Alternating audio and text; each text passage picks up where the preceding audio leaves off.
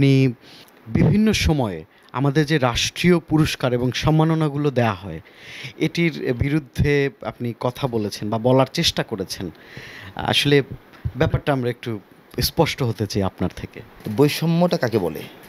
হ্যাঁ, যখন যা আ ন্যায়সঙ্গত এটার বিপরীত যখন করা হয়, তখন এটাকে বৈষম্য বলা হয়। যার যা প্রাপ্য তাকে যখন বঞ্চিত করা হয়, তখন বৈষম্য বলা হয়। আমাদের দেশের আমাদের এই রাষ্ট্রীয় এবং জাতীয় জীবনের সর্বত্র যেখানে বৈষম্য বিরাজমান, সেখানে আমাদের রাষ্ট্রীয় পদক, পুরস্কার এবং আ স্বীকৃতিগুলোও বৈষম্যের বাইরে থাকতে পারেনি।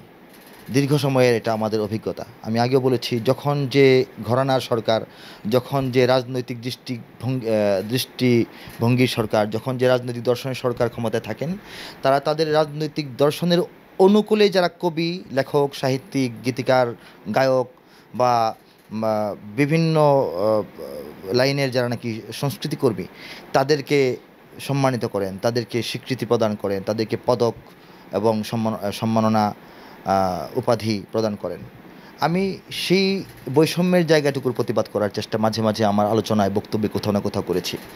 আমি মানুষকে বোঝানোর জন্য আমি আমার নিজের কথাও বলেছি, এটা প্রাসঙ্গিকভাবে এসছে, কিন্তু আমি যে আমার জন্যই দাবি করছি বিষয়টা কিন্তু এরকম নয়। আসলে আমি আমার কথা বলে একটা বৈষম্যের প্রতিবাদ তুলে ধরার চেষ্টা করেছিলাম।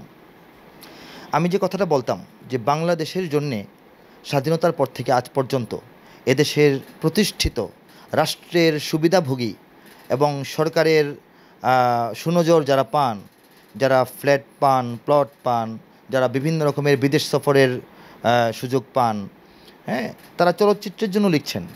তারা এদেশের সমাজকে, এদেশের তারুণ্যকে, এদেশের প্রজন্মকে মানে বখাটে বানিয়ে ফেলার মতো অনেক গান তারা লিখছেন। আমরা আমাদের গানগুলো আমাদের জাতীয় অঙ্গনের যে চর্চা, এর দিকে নজর দিলে আমরা দেখতে পারবো।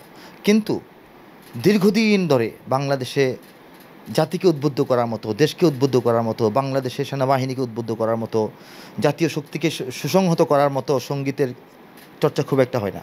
আমি ব্যক্তিগতভাবে আমার কথা আমি মাঝে মাঝে তুলে ধরেছি। আমি আমার চিন্তা চেতনা থেকে দেশের জন্যে যে পরিমাণ জনপ্রিয় সঙ্গীত উপহার দিয়েছি, যেগুলো জাতীয় গণমাধ্যমে প্রচার হয়েছে, এদেশের মানুষের মুখে মুখে বিরাজমান রয়েছে, আমি তো এটা করেছি। আমি পবিত্র কুরআনুল কারীমের কাব্যানুবাদের কাজটা আল্লাহ পাক করিয়েছেন, বিশাল কাজ। সম্পূর্ণ কোরআনের কাব্যিক অনুবাদ। এটাকে ইসলামী সাহিত্য যদি বলেন, তাহলে এটাকে আপনি একটি অন্যতম ইসলামী সাহিত্য বলতে পারবেন শতাব্দীর। যদি এটাকে আপনি বাংলা সাহিত্য বলবেন, কেন বলবেন না? বাংলা ভাষায় রচিত হয়েছে। যদি বাংলা সাহিত্য মনে করেন, তাহলে সেই একটা কোরআনের, সম্পূর্ণ কোরআনের কাব্যানুবাদ যদি পুঙ্খানুপুঙ্খ যথাযথভাবে হয়ে থাকে, এটা যদি বাংলা সাহিত্য হয়ে থাকে, এটা কি মূল্যায়িত হওয়ার মতো বিষয় নয়? অবশ্যই বিষয়।